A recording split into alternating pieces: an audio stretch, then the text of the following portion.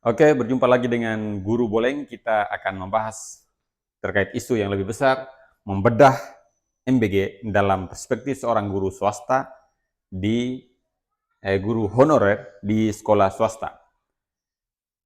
Kita lihat bahwa program MBG ini menuai banyak kritik dan apalagi saat ini sekarang mahasiswa sedang demo besar-besarnya terkait program pemerintah yang tidak begitu berefek kepada masyarakat. Nah, dalam perspektif seorang guru honorer di sekolah swasta, kita akan mencoba membedah bagaimana sistem MBG ini, apakah dia memberikan manfaat untuk anak-anak di sekolah swasta di kampung-kampung ini, ataukah tidak sama sekali. Kita melihat bahwa MBG itu negara menganggarkan Rp10.000. Rp10.000 ini dikasih untuk setiap siswa. Setiap siswa. Di sekolah kami, itu kita terdiri dari 80 orang, 85 siswa. 85 siswa. Maka kita hitung kalau anggaran pemberian makan bergizi yang katanya gratis ini setiap siswa, maka dalam sehari itu dikali 10.000. Maka kita mengeluarkan atau negara itu mengeluarkan dana sebesar 850.000 ini untuk satu hari makan anak-anak. Apakah anak-anak kita ini tidak mampu makan? Mampu. Mereka mampu, setiap hari mereka membawa uang jajan. Ada makanan mereka setiap pagi, siang, sore di rumah. Mereka makan.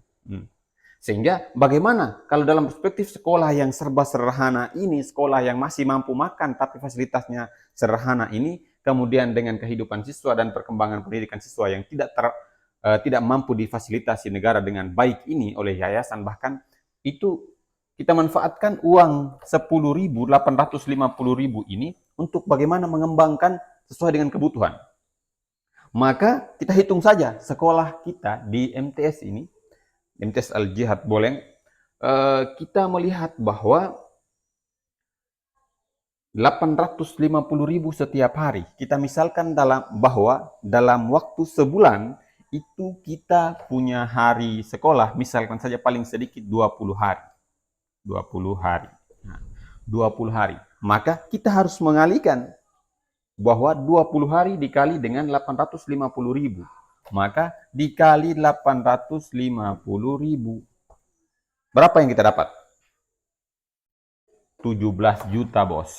17 juta. 17 juta. 17 juta dana yang diberikan oleh negara kepada masyarakat, kepada anak-anak, untuk uang makannya anak-anak, sebesar 17 juta per bulan. Per bulan. Kita andaikan bahwa dalam satu semester itu kita sekolah selama 4 bulan saja. Atau paling sederhana ya 3 bulan.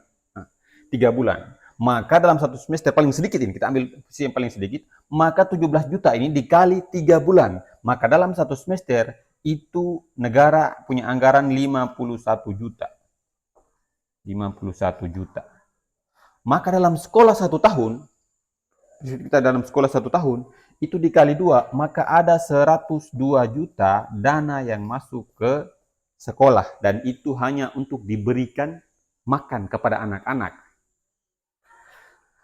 Dana ini hampir sama dengan jumlah dana BOS yang diterima oleh sekolah sebagai dana operasional yang diberikan oleh negara.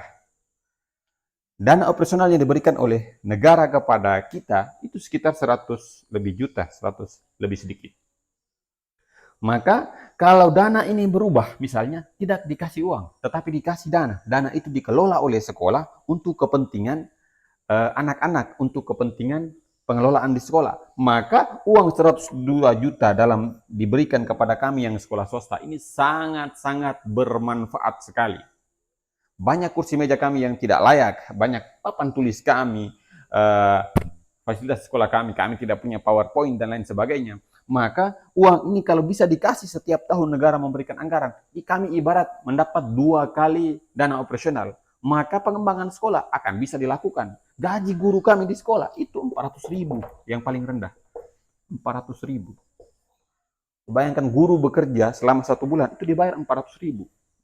Maka kalau dana 102 juta ini kalau dipakai, kalau berikan untuk sekolah. Bisa untuk meningkatkan kinerja guru dengan cara memberikan mereka tunjangan untuk pembelajaran yang lebih aktif lagi di sore hari dan lain sebagainya. Di pengembangan di bagian ekstrakurikuler, pengembangan minat bakatnya anak-anak, itu sangat bermanfaat sekali ketimbang 10.000 itu habis dengan taekamak, habis dengan makanan. Orang tua anak-anak itu masih mampu memberikan mereka makan. Kenapa kita negara memaksakan itu? Sementara kebutuhan pendidikan di sini masih jauh lebih banyak.